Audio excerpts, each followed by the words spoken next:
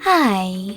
In front of me is Samsung Galaxy M34 and today I would like to show you how you can rename it.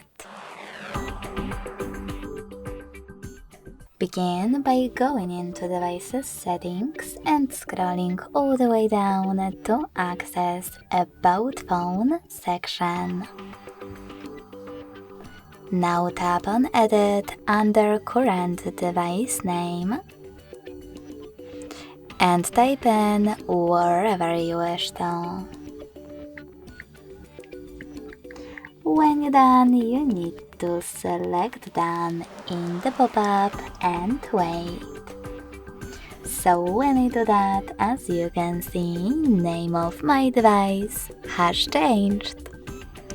Thanks so much for watching. If you enjoyed this video, smash that like button, comment and subscribe. Bye!